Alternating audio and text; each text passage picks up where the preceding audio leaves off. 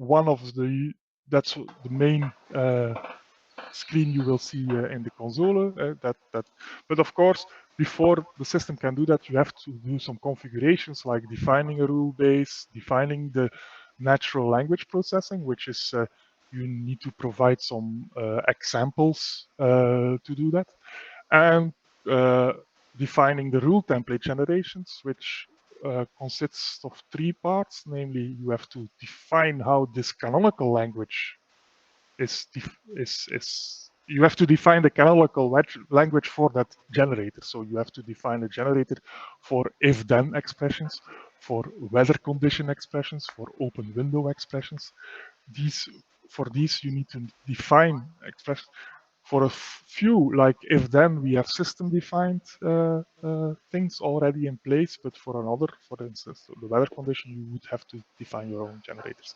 So this is one part, and then the second part is yeah, you need to a source of template fragments or template generations, and in the most simple cases, this is just a reference to a plugin, a Waylay plug, or a Waylay template. You give a reference to a Waylay plug or a Waylay template, and then this template becomes the output.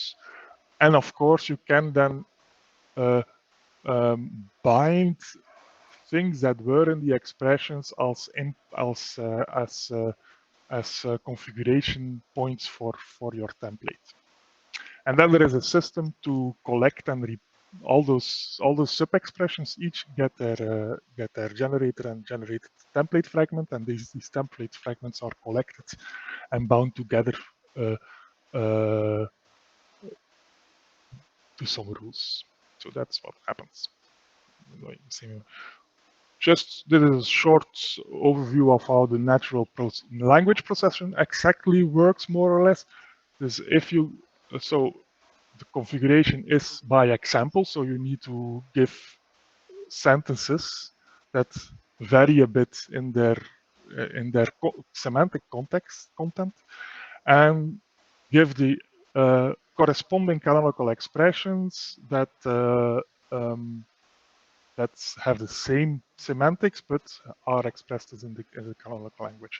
And what is done is that from these examples, a prompt is created. I'll explain what that is in a moment. And that prompt is given to the language model, which in our case is GPT-3, which is very powerful in inferring from a few examples a new result. So what is actually done is we get an utterance, we project it in what we call an embedding space, which with some machine learning concept or a natural language processing concept, and then it looks in this embedding space for utterances that are close, and the closest ones are used to create a prompt. So utterance 1, canonical one, utterance 1, canonical one, and then it says utterance, the one you have given, canonical, question mark, please, language model, fill this out. And this is one of the the impressive things of GPT-3. It does that. So it will come with a third canonical that in most cases respect all the syntactic rules of canonical and has already carried over the semantics that you have put in your utterance to this new canonical. So this is a fairly impressive thing. So yeah, of course you sometimes have to provide more examples or more variation in your examples to keep the system working in all conditions. And it's not a robust system. It's a sort of magic button thing. That's in very abridged how the natural language processing works. But it's good to keep in mind that what if you are giving examples, what their goal is for this. Any questions about that?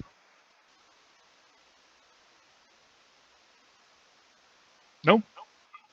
So, or is it's sleeping time? It can also be template generation. And that's the last one, and then I'll shut up. I'll promise. So this is a second part, which is a little bit more elaborate, and it's of course, and this is goes to the same use cases as the SDKs we were talking about. It's about constructing templates from a more manageable representation, input representation. In this case, the input representation is what we call canonical expressions, like if weather condition in Gantt equals clear, then open window. That's a canonical expression. What you do if you configure the rule base is you try to associate generators with each expression. And the expressions are hierarchical, so you can have an if then else expression with a custom generator in our case that knows how to treat if then else things, and how to put them in a template. If you would define an if then else generator, you first give the pattern for the canonical expressions, and in this case it is a keyword if, then what we call a canonical argument condition, so that's a placeholder, then placeholder, else optional keyword, optional placeholder. So that's how you express canonical patterns. And in this case, the condition and action can be constants or sub-expressions or things that are variable. Same for weather. Can also have alternative keywords like temperature and condition in this case. So weather can then have a keyword either temperature or condition, and this choice that is given, like in this is weather condition, then there will be a context that says, the feature is condition. There will be you will be able to use that. For instance, in the output binding, here is an example how in the output binding you use a canonical feature, which is temperature or condition, as the output of the raw data. As the part of the raw data that you are going to output with this generator. Because what a generator does is it parses a piece of canonical expression, it generated template fragments, in this case a sensor, but then it also does some bindings. It says, okay, I have a sensor with property city and I have to provide the city. The city comes in this case from the location argument of the canonical expression, which in our example here is Gantt, the fixed value Gantt. So in canonical expression, if there are, you can use JSON expressions anywhere to have fixed values. So quoted, double quoted variables are constant strings. If you put arrays in it or numbers or bracketed expressions, these are interpreted as constants. And you also give an output binding that says, okay, if you produce this little weather, I don't know whether, this little weather fragment, what of the state of this weather thing is relevant for the surroundings. In this case, the surroundings is an equals. So there is a weather condition in Gantt equals clear. And so the output of weather condition is this condition 1 in the equals expression. And then this generator needs to know, okay, what do I need to use from this little template? And that's defined with the output binding. So you say, okay, the output of the binding for the weather generator is the raw data, in this case, temperature or condition. Weather condition or weather temperature. So it uses that piece of raw data to, in this case, as a first argument to the equals sensor. And these, of course, these are all canonical binding expressions that get passed. You don't pass real values because you are generating the template. You are just passing binding expressions. So for this output binding, this canonical features part will be interpolated, so will be replaced by temperature or condition, but the whole expression, namely node raw data temperature, will just be given to the generator that does the equals part to put somewhere in a script node or yeah. So that's how that's already a fairly technical thing, and maybe I lost you or some of you here. So if there are if you want clarifications of parts, you can do that. But I think I have done enough deep dive in the concepts here to start to make it a little bit more visible and viewable. I have a question. I was just wondering, like, now we also always see like this rule with this temperature in the city, but like, how easy would it be to say use other sensors and have like other utterances that don't have anything to do with like checking the temperature in the city? Yeah. Saying like, what is the average temperature that this resource gave over the last 24 hours? Mm-hmm. If that is higher than X, please send a message to. Is that supported now, or do you have to still make changes to support that? Yeah, so we do with it. So, for instance, indeed, for treating data sources and larger data sources, we probably need to do some more use cases and might have to tweak some things. Although we have Janu has an example where, for instance, we use Biomo, where you say, okay, you look up the data you have data to do predictions, for instance, and then to work with averages. So maybe the example that Janu has more or less goes already in your direction. But of course, it's yeah, we didn't cover test everything, and one of the ideas of the hackathon is also to check those things out and to discover what is relevant. But in general, if you define a generator, for now, the things that are easy to do is have a sensor and create a little bit, wrapping a sensor, so making sure that you have a sensor, and then have a little language that says how to bind those, bind the properties of the sensor to a little expression so that you can use it. And the weather is one example for it. But of course, if your sensor is a sensor that retrieves the last 100 data points of a resource, you can you can create the average sense pattern that say average resource of metric and that outputs these things. And so what sensors have those wrappers right now already? You can specify for each sensor. So the only thing is you reference just an existing sensor or you create a new one. And the only thing is if you define a generator, you give either a sensor or a template, and then you define a little bit additional bindings to say, okay, which part of the canonical expression are actually configuration for the sensor, and then also an output binding to say, okay, which of the outputs of the sensor is actually relevant for our thing. But the sensor itself is just a reference. You just give a sensor name and value.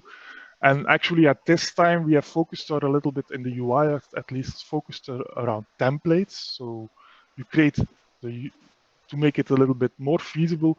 The first examples we support is you create a template, then you create some variables for the template so that it has some parameterization, and then you create a small language, a small sentence that does this variable, and then you can at least have a little sentence to instantiate a template with valid.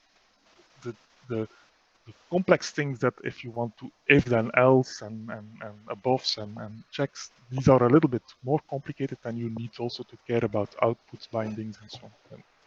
But especially the simple instantiation of a sensor or a template with some binded variables that already works, or that is not very difficult to do.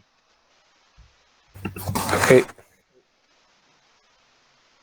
So yeah, here I was starting to document a little bit what exactly the constraints of the kind of like expression languages. There are two languages. So this language, that's the one that we want our language model to produce, and then the canonical pattern language that actually states how you in a generator you define this mini language that you are working with. And indicate what are the keywords, what are the arguments, what are the and so on. Any other questions or?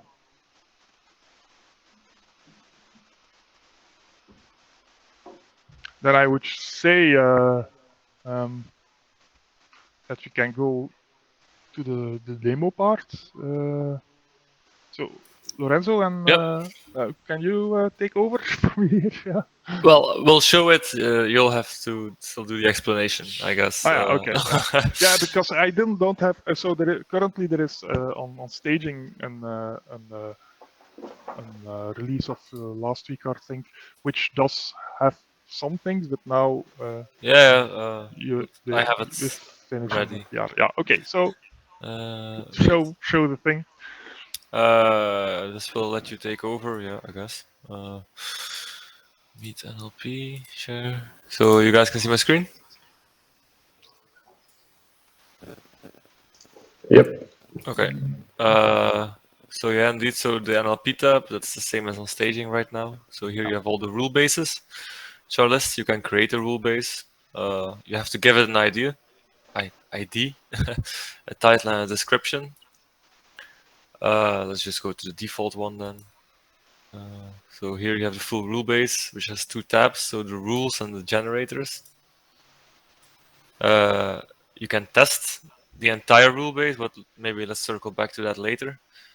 You can edit it, you can delete it, you can create rules here. When you create a rule, you only currently fill in title and description. It's the same with generator, because these models became too big, so you just create it with title and description, and then you have to add all the necessary parts in the main screen. So it's also not on staging, so you can edit and delete again, of course. And then you need to add your examples, which consists of two parts. So your utterance and then your canonical version or canonical representation of the utterance, as you can see here. This is, I think, the most used example right now. And then if we go back to the rule base itself, so you have the generators as well, which then here show the pattern of the generator, which can be created again here. And this is the thing you asked Thomas, so this is the info. So you get the plug, if it's a plug or a template one, the label, the current bindings, and examples that are attached to it. Yeah. So you can see here that this one is connected to a plug, which cannot be done through the UI, but of course it can be done through the API. Through the UI, it's always going to be a template generator. So if you go here, you always have to select the template attached to the generator, because that's what we were going to focus on right now. Each of these things can be tested individually. So here you just test the utterance. So for example, this one.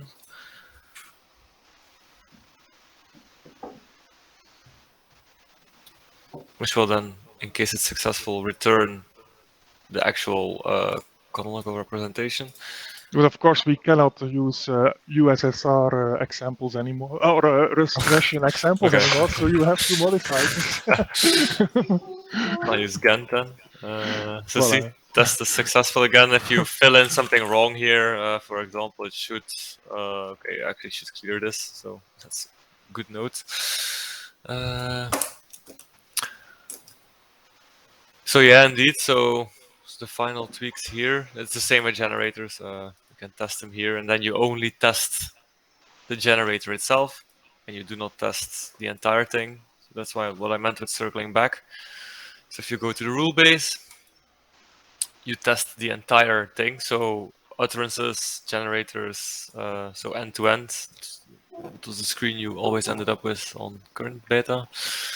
Enhancements we did here was we fetch all the example utterances you give during the rule creation, so it's easier if you want to test a specific sentence.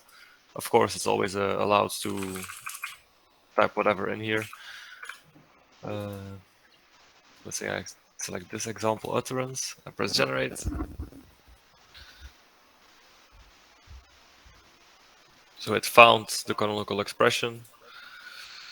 It created a temporary template, which it stored it on. Then you can see the entire result, and you can create it all again if needed.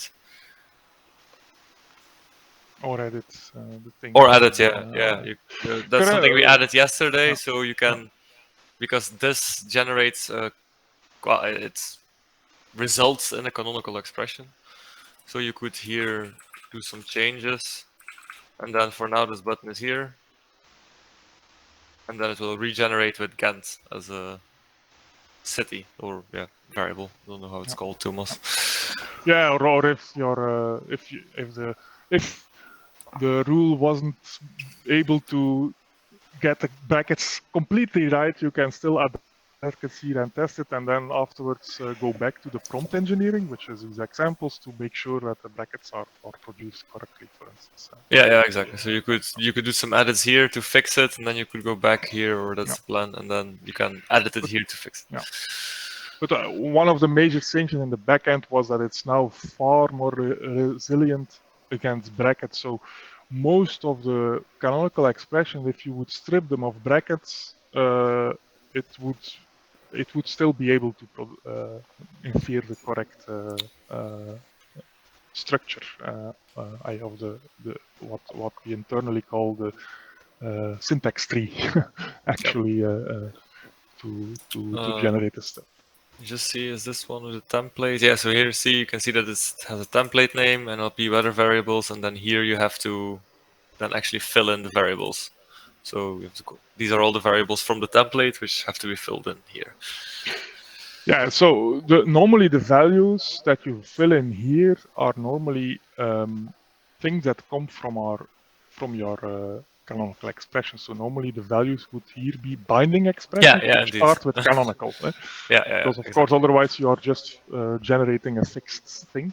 But well, there are some use cases that you want variables to have a fixed thing value, of course. So yeah, indeed, that's mainly it UI-wise. Don't know if you want to, or if I missed something. Can you give an example of multiple conditions that are ANDed or ORed together and then generates an action? Yeah.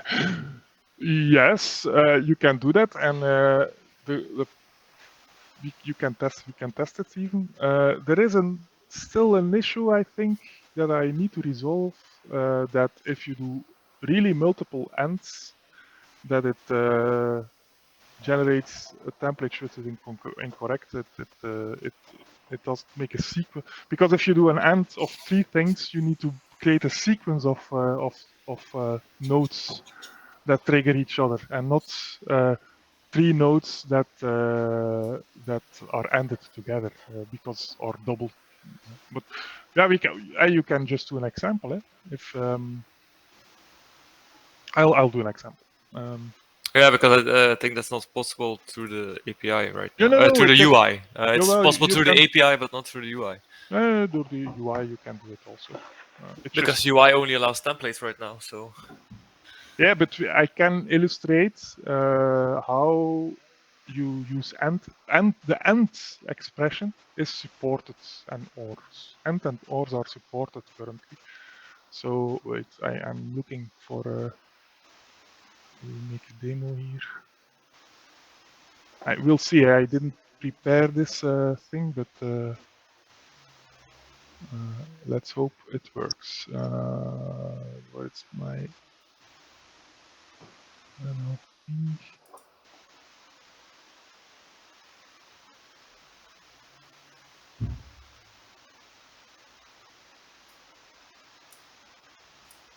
Yeah, okay. So you're seeing here, we just go to the default rule base, but I'll like this one. And of course, the UI needs to be. So, for instance, you can say currently, I know. No, sorry, I'm going back to the weather rules example because, of course, I need to put in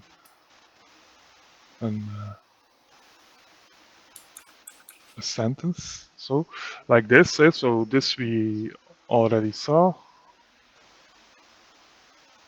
And then, but we can also say if the temperature in Moscow is above 25 and the temperature in Ghent is above 30, then send hello message to me.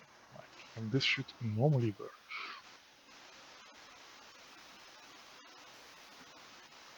Yeah. So this works. So it does an if, and then expression. And of course, there will be some cases where this doesn't work, but yeah, we're making progress. Does that answer? Yeah, it's pretty nice. So there is a fixed end, which has a. This is a feature which has a little bit heuristic about what do the nodes produce. Do they just produce states? Then we check that this state is there, or for instance, in the weather, I don't see it here, but in the generator for the weather, it says that the output is only relevant if the state is computed or something, or provided, or yeah. So, and then the end expressions are going to check for that the state is there. But it can also just be triggers, and if it's the output is just triggers, then the end is just making sure that all the triggers are there.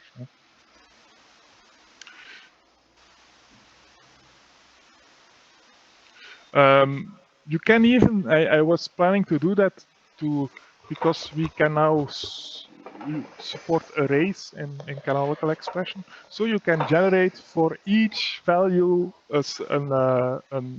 we can create a for each. I was planning to do that, to create a for each generator that takes a value from an array and then applies it to a number of nodes, so that you can have, for instance, for each resource ABC, and then do flip, and then you have 3 nodes, for one for A, one for B, one for C. These are all things that are possible. Not all of them are possible with the generators. You can create your own, because sometimes if the template generation is a little bit too complex, then that you can't solve it just by bindings, then you need to resort to system generated things. But if there is enough interest, we can have solutions for that also, like maybe let a web script generate a template from some parameters with complex things, or use one more of advanced templating language to create the fragments or so. So these are extension points that are available. Well, and yeah, maybe it's also there is a fairly extensive API documentation for the whole thing, and if you create a generator, you see that here how this works. That okay, if you create a generator, sorry for that. Post generator. Yeah. Then the things you give is title, description, canonical. That's the specification of the patterns and an example for the patterns, and you can have even some JSON schema validation on the pattern going on. The label, that's more which label you want to use for the thing you generated. Context is fairly. You can put there any key values there, but it can be used to do lookups. Like for instance, for there are generators when sometimes you want to map something that's in the canonical to another value, and then you can use context.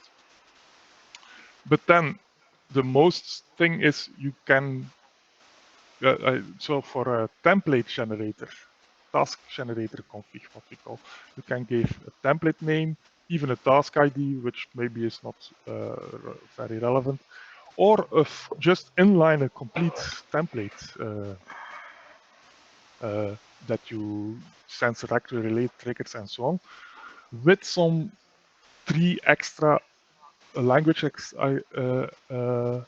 extension where we experimented with these tasks, placeholders, and exports. These are not general rule template things, but tasks are a way to include a template in another template while keeping some namespacing, so that you can put things together without bothering about, okay, the nodes will collide, and then you can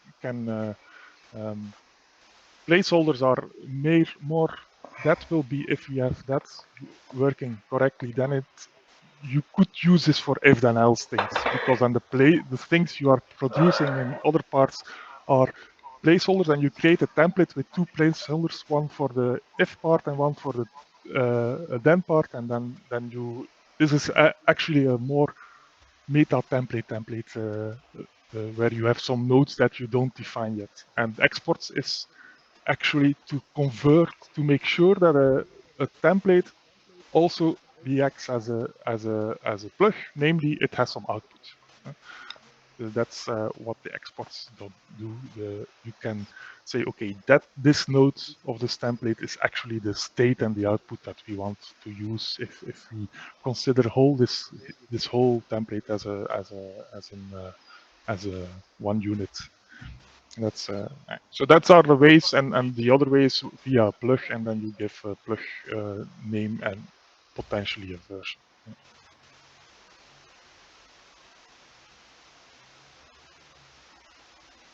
And what is this? Oh, okay. But the type, I don't know where this comes from. Okay.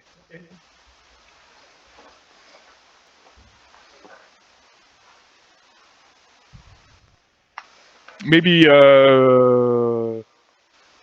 any other question? Otherwise, Jano can give a demo, but it will be more on the API side, I think.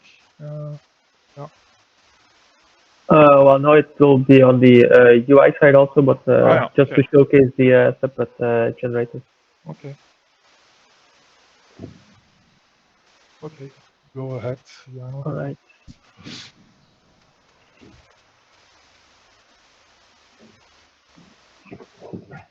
Okay, so this is so at the first hackathon we have seen the use case in which we created one template with one generator. Now it's also possible to create one template with different generators. So let's show you the template itself. So this was the first use case. This was the base template, as we call it, and then we just filled in the variables that we had defaulted here. We filled in the variables with the utterances. So what is now also possible? So we created we split it actually into 2 generators. First one is the prediction generator, which gets some data from a resource, a specific metric from a resource, and then we send it to a BIOML model. And the BIOML model is one of the variables, and then also the resource and the metric is also one of the variables. And then the second generator is the Twilio SMS, and then we will try to actually do the same as here, without the debugging when it's not necessary, but we do the same as here, but with 2 separate generators. I have created this this rule base through API because it's not yet on staging to configure the bindings of these templates actually. So the generators are created through API. The rules Lorenzo already showcased it pretty well. So I'm just going to test it immediately with an utterance. Let me get an utterance.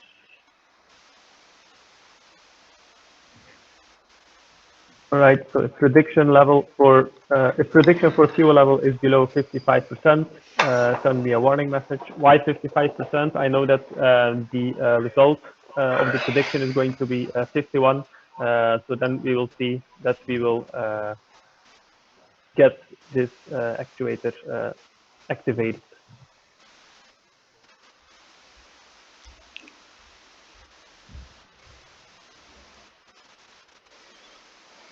All right, there it is.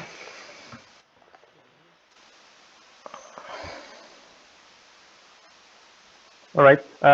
One thing that's also not yet in on staging is the label. So what has been prefixed here as fuel prep. That's what I have called the label. So currently we'll have a pretty long name, but since it's made through the API, this can be configured to be a little bit shorter. So here we see that we have indeed the connection from our prediction, so our resource, so our data, which goes to a prediction, and then if it is below a certain threshold, it's lower, and then if it is below that threshold, then we will get a warning sent to us. Warning sent to me with the message, then message.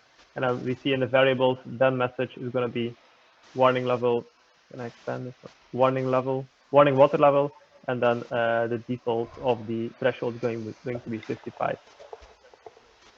All right. Yeah, I can show it like this. I run it. I'm not sure if you win something with this, but here we see our prediction is going to be 51. When it's predicted is below our threshold of 55, so we are getting our SMS message here. Well, we should have, but I don't have the credentials or other stuff that need to be configured. So now, yeah, there are more possibilities with this. You can create several smaller templates or just single plugs like here. And then you can go as crazy as you like, which would be a lot easier than on the previous hackathon. So you can already start thinking about what you can do next week. Yeah, so, and the only tricky part about using smaller templates or sensor is, of course, you need to be able to state that the first two nodes will connect to the next if predicted is true. You need to configure those output bindings. You need to say, okay, the state of this thing is predicted, and if you click on below, what's bound and below in the inputs here, can you click on below? So yeah, here the value, the first value, that's this. So you need to have an output binding that states, okay, it's raw data predictions that I want to be the output of this first little generator. That's the tricky part, and yeah, these bindings, output bindings. All right. Currently, Are there any questions regarding this actually second use case of the NLP part?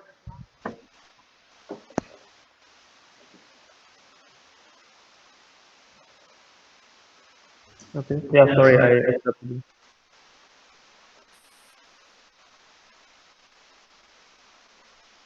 we can do, I can threaten to do a tour of everyone for reactions.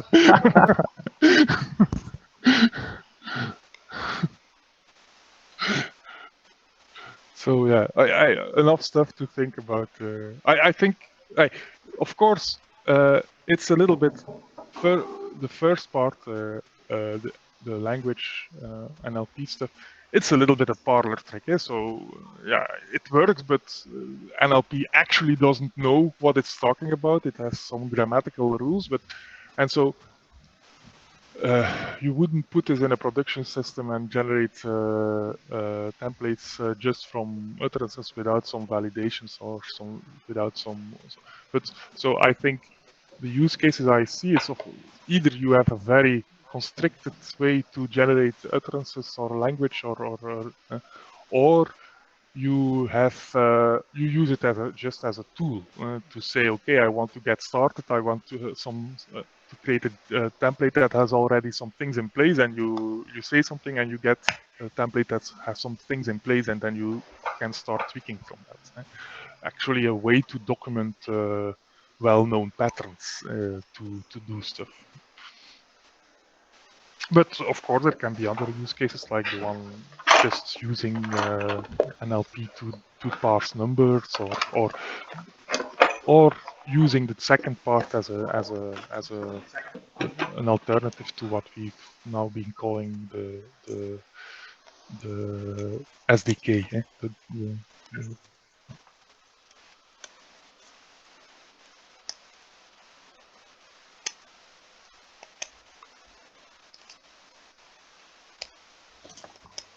I'm wondering if if we have single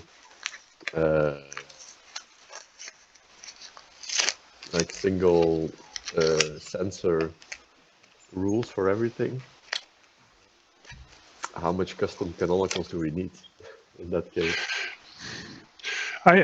So the canonical part is fairly scalable because in theory, you could say, well, maybe at one point we always define a canonical expression for each sensor we make. And when you define a sensor, you define a canonical expression for it, and it's saved in the plug registry, and you don't have to configure it because each plug will have its canonical expression already. And so that you can imagine. And that will scale fairly good, and as long as you use, for instance, canonical inputs, that will be fairly scalable.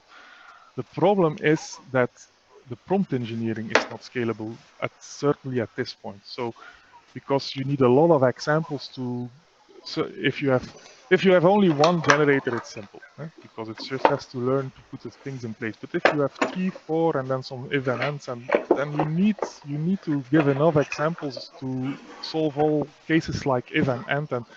And it's fairly knowledgeable about this because this language model knows grammar, so it knows how to treat if and and. But yeah, I see. Then you can have an explosion. Really... You will not be able to have one rule base for all plugs in the system and all combinations of all plugs.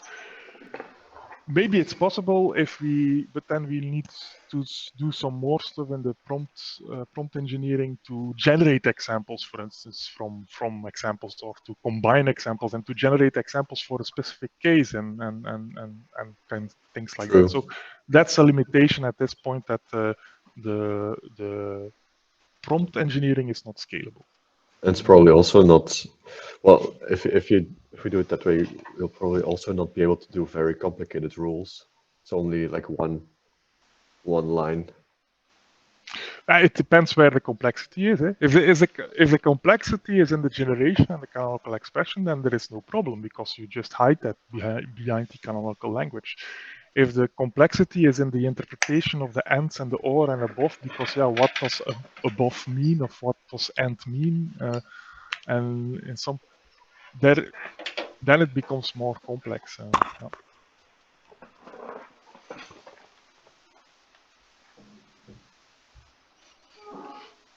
So, but well, personally, I'm I like this, but I'm skeptical about whether it's a robust solution. But I'm confident that while working on this image from, okay, you say an image, you say a sentence, and out comes a template. The naive version of that won't be able to do, but it's nice to have this naive goal and then discover a lot of things meanwhile, and that's how I approach it. We will discover a whole lot of useful bits, but maybe not the unreachable goal of any language expression and outcomes as a semantical 100% correct template. That's that would be a lot of, and so I think for the use cases like where Tom probably is more interested in, the second part is more relevant. I think the canonical expressions and how you, because if you have canonical expressions, you can create a DSL, a domain-specific language where tool sets can work with to create some complex templates from a simple representation.